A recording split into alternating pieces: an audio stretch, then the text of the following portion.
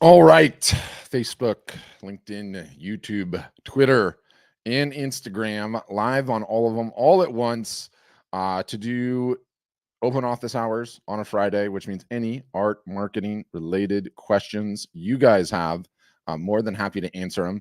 And per usual, I've got a video and a couple of things queued up that I want to rant on, which I always like to rant on, especially on a Friday. But one of the things I've been doing internally recently, and I've got to get this queued up so you guys know you can leave comments. Leave a comment and I will answer live. All right, get this all going. I'm gonna post this. Yeah, so Randy's got a good one already, and I'm just gonna pin this. So Randy's asking, how do these art storefronts? I'm gonna just put this up on the screen so everyone can see it, Randy, and then I will answer your question to kick us off before I start ranting on other stuff. Um, so Randy's asking, how do we help our customers, or how do art storefronts help customers find customers? Essentially, is really what you're asking. And the answer, Randy, is marketing. We teach our customers how to market, and we do that all year long. And that doesn't mean it's easy. You still have to get people's attention, but that's the biggest struggle for pretty much every artist and photographer out there in the game right now. How do you get attention? How do you get your art noticed? So that's how we do it. In a word, it's just teaching our customers to market and then trying to hold them accountable to, doing that marketing on a regular and consistent basis, which I find is even harder than a great many other things.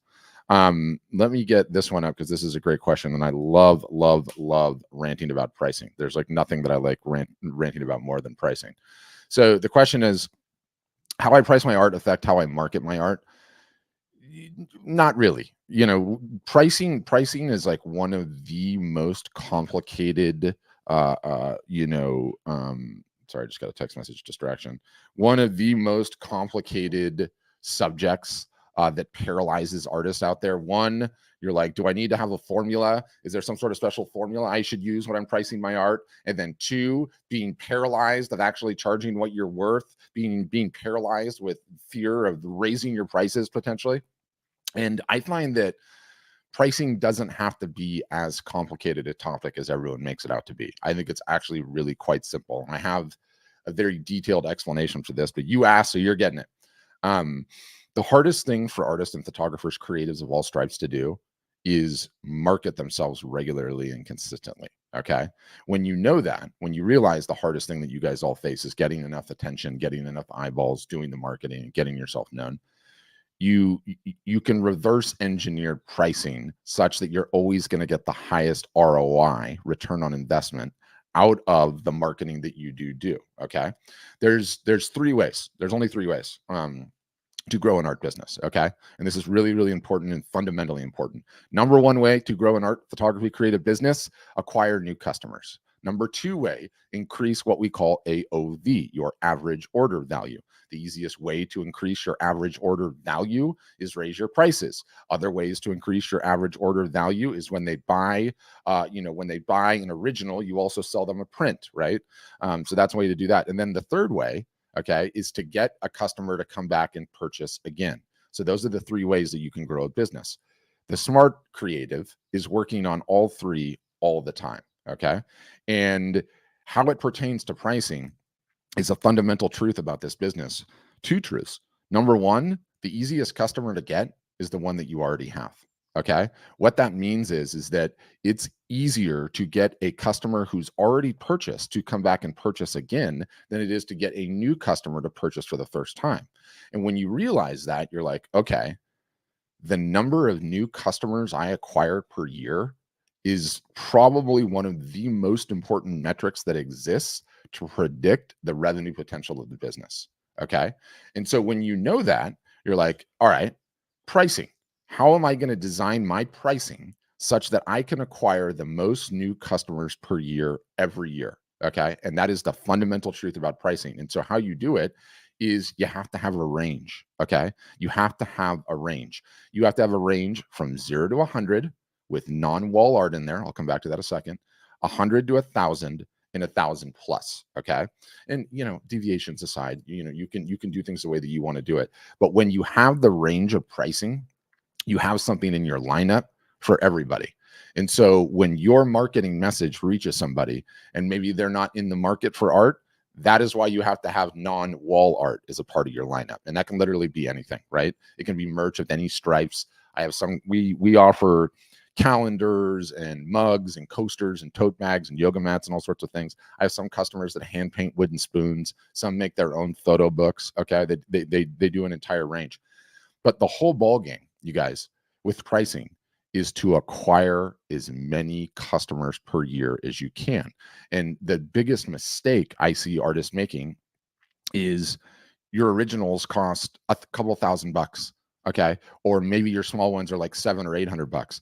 And I might see a post from you on Instagram, really, really like your creativity, but I'm not ready to spend $700-800 right now. I'm not ready to buy a piece of wall art. So when you have the cheaper priced items, and I'll go over in a second, like a typical spread of what this looks like. When you have the cheaper priced items, okay, and you have non-wall art in there, you stand a better chance at acquiring a customer. All right. And when you acquire tons and tons and tons of customers, a large portion of those guys are going to come back and purchase again. Better still, a great many of them are going to end up becoming collectors. I steal my collector knowledge from Weiland's book. I think this book is so good. Don't Be a Starving Artist. Apparently, by the way, if you subscribe to Spotify, it's free. But Weiland's the whale guy. Phenomenal book, by the way. But Weiland defines a collector as someone that's going to purchase in upwards of 7+ pieces of art from him over the course of a lifetime, right? So if you never acquire the customer in the first place, how are you going to get them to come back and purchase again? Which is why acquiring as many customers as you can is so important. Okay. So the lineup takes care of it. So a typical lineup, let's say you're a photographer, you're going to offer photo books. Okay. You're going to offer coasters and you're going to offer tote bags. That's going to be your merch. Then you're going to have, and that's going to be in the 0 to 100 range. Then you're going to have small paper prints starting at around $100 up to, bigger metal prints, bigger acrylic prints at like 1,000, 1,200, 1,400. Then you're going to do limited editions on top of that, right? There would be a typical range with the sizes stacked up all the way through. But when you do that, okay, you are setting yourself up to acquire the highest number of customers that you can. And I see this all the time. It's like a normal art business will go through the entire year and they're stoked if they sold like 7 or 8 pieces, right?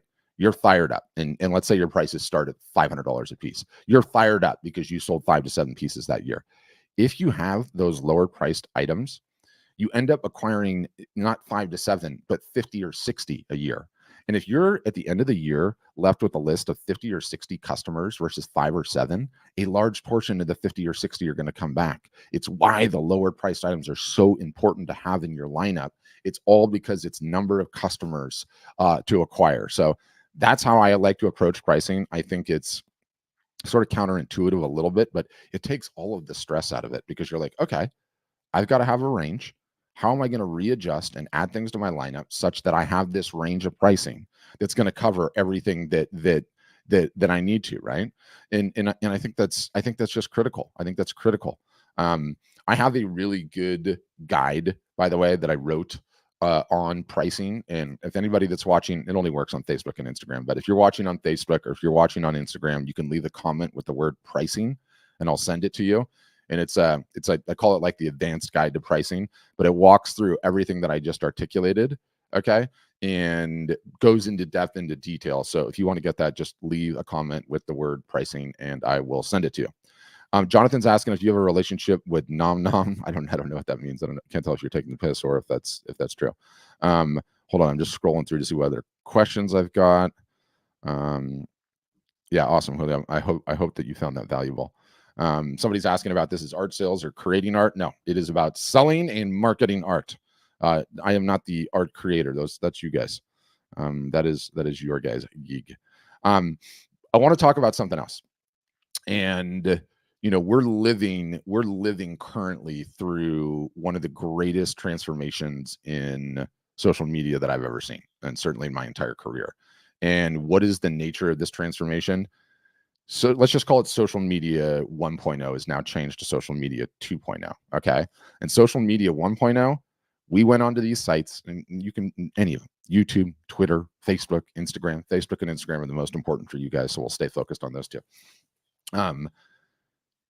You would market on their sites, you would get followers, and then you would post again, and some portion of your followers would see your content. That's it. That was social media 1.0. If you wanted your message to go further, you had to pay for ads, okay, in the Facebook Ads Manager and Instagram Meta now Ads Manager. That was 1.0. We are now transitioning to 2.0. And there's a number of different, names for it. But, Gary Vee calls it the TikTokification of social media. But TikTok came out with this interest-based algorithm, and everyone else copied them, by which I mean everyone else. Facebook copied them, Instagram copied them, YouTube copied them, Twitter, now X, copied them, and I'm pretty sure LinkedIn as well. And what this means now, okay, is that it doesn't matter how many followers you have, because your content is being showed to people that have an interest in what you posted. And that was never the case before. You would post, and the only people that follow you would see your stuff. Now, when you post, if the content is good, it has the ability to reach people that do not follow you, that the algorithms on these social platforms know are interested in what you posted. Okay. That's an insane, amazing change. And it absolutely favors the small guy. Okay. It absolutely favors the small creator, but you have to understand what you're competing with. Okay. You have to understand who you're competing against. And for you guys, artists and photographers specifically, and I've audited so many of your sites and looked at so many of your posts, and I see all the time what my customers post. The difficulty in what you guys do, and what I want to highlight, and I want to show a master at this in just a second, is everything on social media is images or video, right? It's images, video, images, video, images, video. And this doesn't matter if people trying to sell art or photography, or people showing pictures of their kids, or showing off the vacation that they can't afford to take, or whatever the case may be, right? It's always just the imagery. And so when you, as the artist or the photographer, just post your imagery, no matter if it is incredible, it's the best thing that's ever been created, the colors are stunning, the brushwork, whatever it is, you're still competing with everyone else's image to get attention. Okay. And sometimes you might win, and sometimes it might go viral, and sometimes people might buy the art, and that's awesome. But what I think is massively missed, okay, by a great many artists and photographers is this story component. What is the story behind the image? What caused you to create that image? What is the inspiration for that image? Tell the story and have a story that accompanies what is going on with the art. And you don't have to do it all the time, but if you guys can start incorporating this more often, and I can go into various different deviations of this to give you guys some examples and some ideas about it, but I want to show you an absolute master. Okay. This guy, his marketing is just as good as his painting, and I think he's one of the best paintings in the world. But what I want you to focus on with this post, it's by Mark Maggiore. I hope I said his name right. I gotta learn how to say his name. I want you to focus on just the story that he has for this piece. Okay, and let's watch this. For about 10 years, like the first time I heard a buffalo up in Wyoming, I was astonished by what they represent, and they really feel like our ancestors, and through their eyes you can see the people that you loved and the people that were important to you. I had this vision of this painting when the buffalo would be just there. There's no spatial motion. There's this one that really look at you, and this sky above it represent a portal to the afterlife and our future or past and everything together. It's kind of like the circle of life, and you know, the renewing and what we had before and what we're gonna have, and the things that have been done, the things that we can do. It's an important painting for me.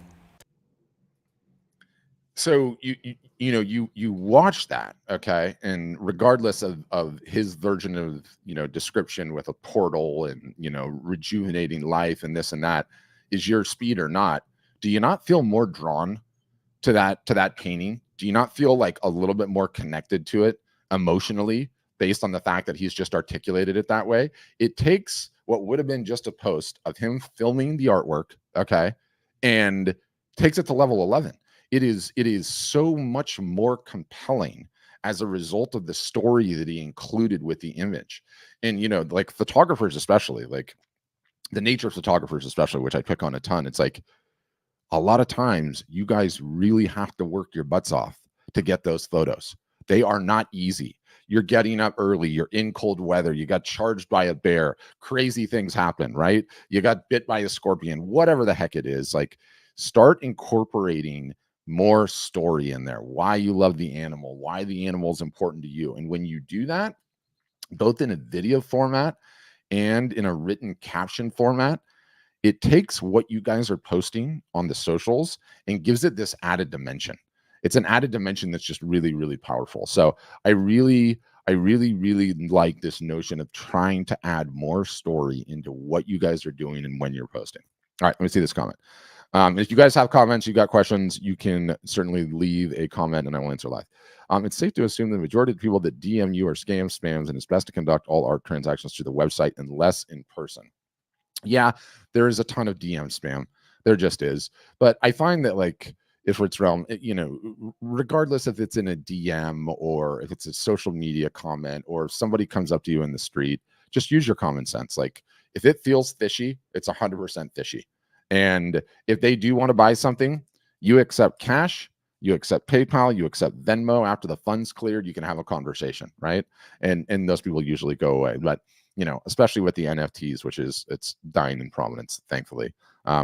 There are settings in Instagram that you can use to block those words completely. And I find that that's helpful just to get some of that, out of your mind, right? Out of your mind completely. It's like, that's a very, very important part. All right. So here's a good comment. I wish Instagram made it easier to, like, get these things up on the screen. I have to, like, go on one screen and, like, copy it and then paste it. It's just a ton of work. But let me get it up on the screen. We might even look at your profile. We'll see. So not being very successful in growing my followers. Do you have any advice? Well, let's see what you've been posting. All right. I'm gonna take a look and see what you've been posting on here. How do I MJ Novo? MJNOVO. Did I type it wrong? Oh, yeah, I did. MJNOVO.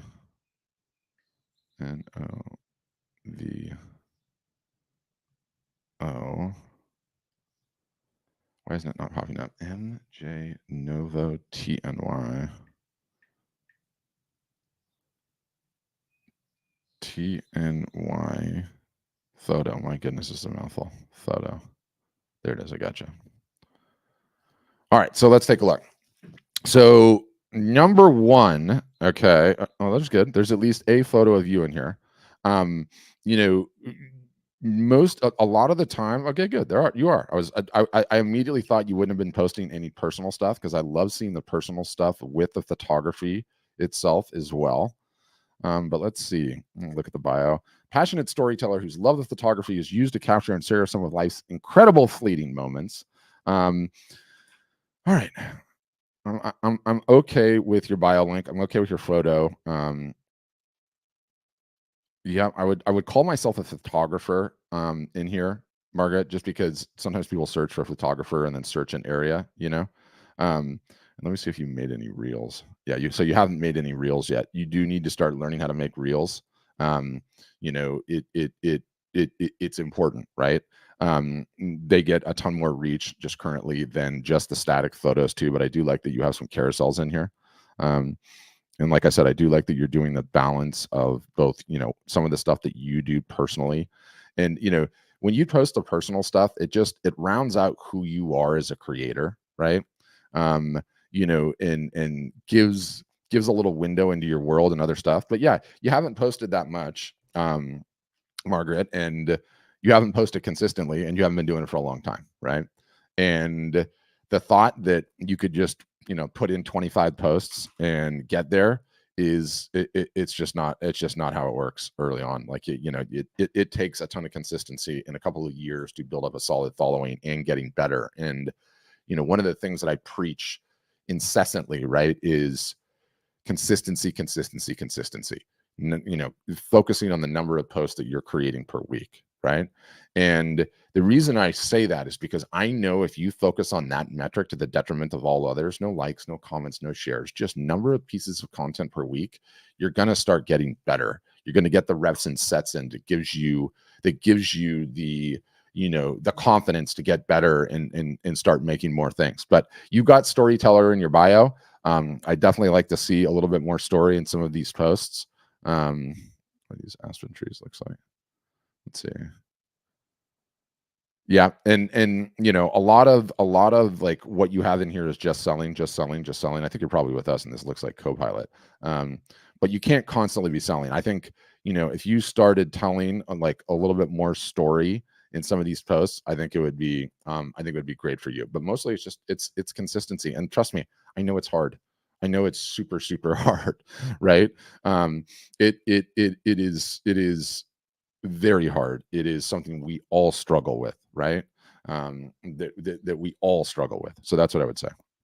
I should start doing episodes where I just audit Instagram profiles. I might start doing that. I'm not going to do it just yet, but I think I should. I wanted to show you. Did I lose it? Oh shoot! What was the name of this one? I wanted to show you one other thing that was super creative. Okay, well, you know what? I'm just gonna keep it.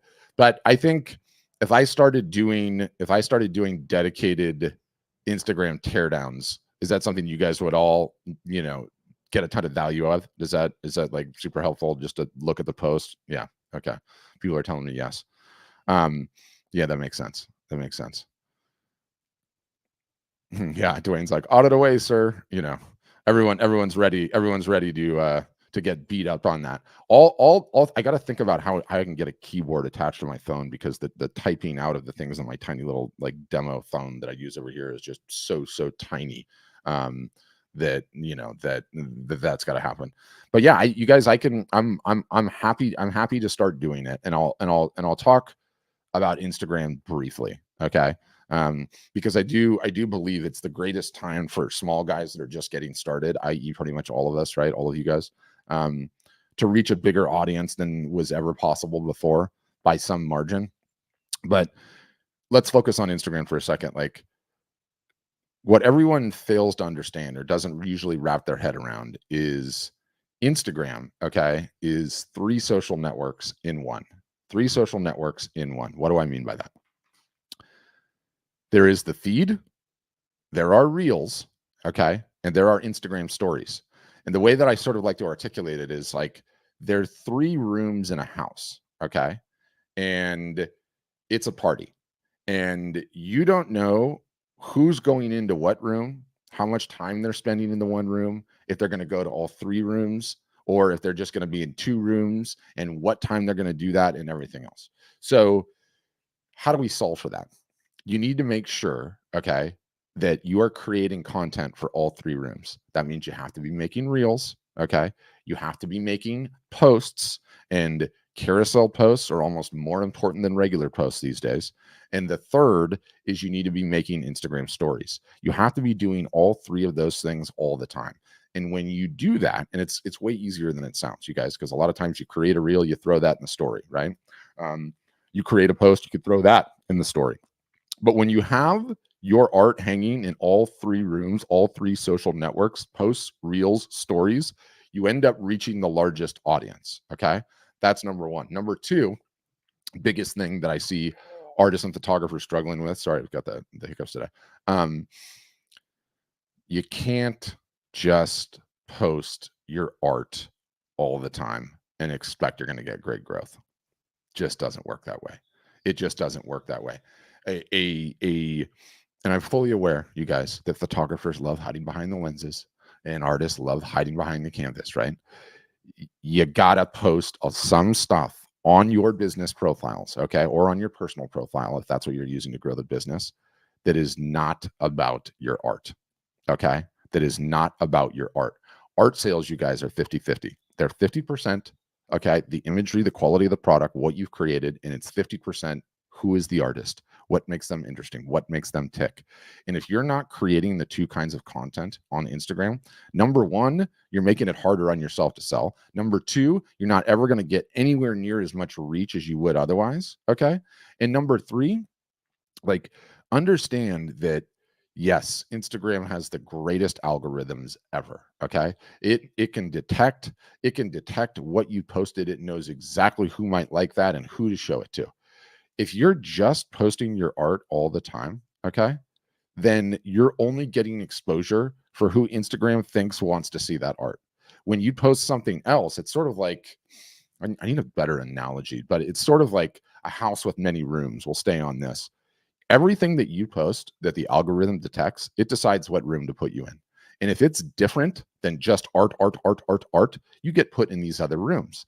And what normally happens when you post this stuff that is not about your work, okay? And I think like a great thing that I like to say is like, what have I posted recently that has absolutely nothing to do with my art? Nothing. And think about that for a minute, and then go and try to create some content like that. Your profile should be a blend always of who you are as an artist and a person and what you're interested in, and then also the artwork itself, and not just the 2D images. You have to show the actual product. You have to break up your posting, right?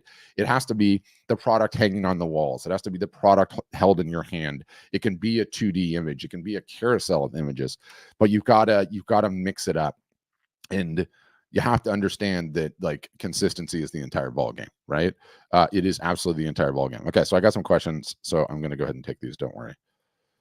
All right, first, I'm barely even looking at these and just posting them in. I should probably vet these first, but that's okay. Let me get with this one first.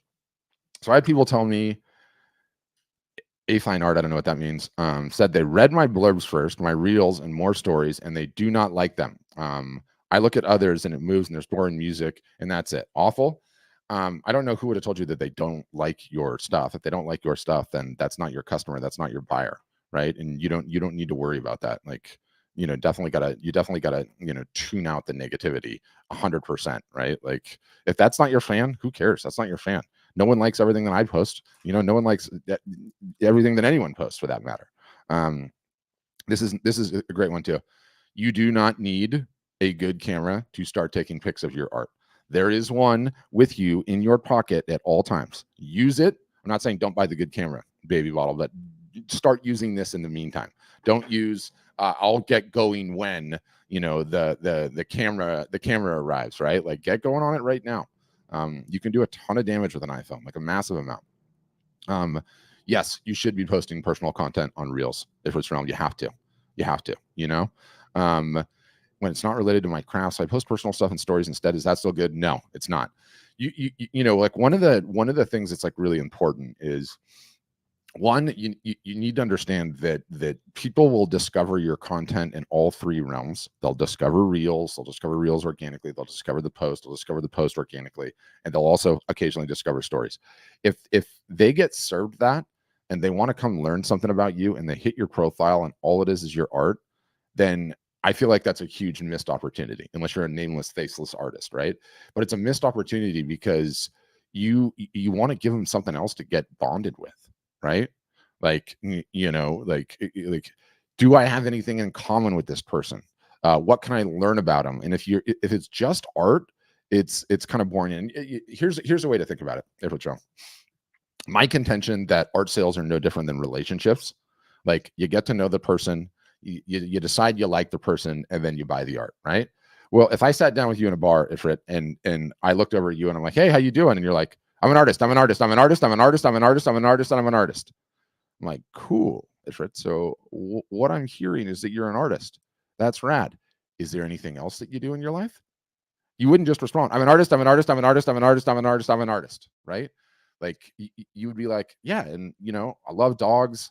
I've got a golden doodle. I enjoy sports cars, and I like working out. It's like, okay, now I've learned three things from you. I like some of those things. What kind of sports car do you have? And that's how these relationships start to build. And your social media profile should be reflective of that. And if it is, you give yourself a way better chance at somebody hitting your profile for the first time and be like, whoa, this person's interesting. I'm kind of interested in what they're doing. Right. And, art sales are 50-50. I say it all the time, and I remain enshrined in it, right? Like 50% you, 50% the work. That's what it is. That's what it is. And I think to the extent that you can include some of that stuff, okay, watch what happens on a regular basis. On a regular basis, try and put some of that stuff out there in the world.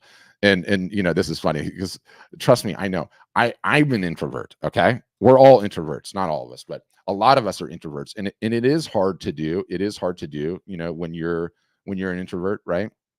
But you just have to figure out creative ways to do it, right? Creative ways to do it. You don't have to put the camera in your face and talk like you're a news reporter every single solitary time. Maybe you're into longboard skateboards. Show me that you're up on a longboard skateboard, ripping up and down a street by the beach, right? That gives me something to get bonded on. So I think that's important too. Okay, questions keep coming in. I'm taking them one at a time. Don't worry. Yeah, and if this is the good, share music as well. That's another way to get bonded to someone. The pets, for sure. Like, most people in this world are pet people, and like if you're one or the other, you get bonded to that person. Oh, they're a dog lover, and subconsciously that just makes us like you more, right? All right, so Artrovert, great name. I feel like all my followers are only artists, but no non-artist accounts really do follow. Not sure how to get people to attract art accounts, more creative ways of posting and engaging on artists. Yeah, this is like the existential crisis, is that all of you guys as artists and photographers go around following the other artists and photographers, right? Which I think is it's infuriating on some levels, right? But you can't let that slow you down. You can't let it stop you. I've got a ton of customers that have monetized their artist followers to a number of different ways, and they have businesses out of it. So if it does keep happening, it's not necessarily a bad thing. But the most important thing you can continue to do is the consistent posting, okay? And mix it up a little bit, and don't sweat, those folks. They can still provide value to you, because if they like and they comment and they share, that tends to sort of increase the social proof and the engagement, which is going to get you more followers. Okay, that's a good question too. I'm going to answer this one. So I'm somewhat very opinionated on this particular topic. Oh, it's giving me an error.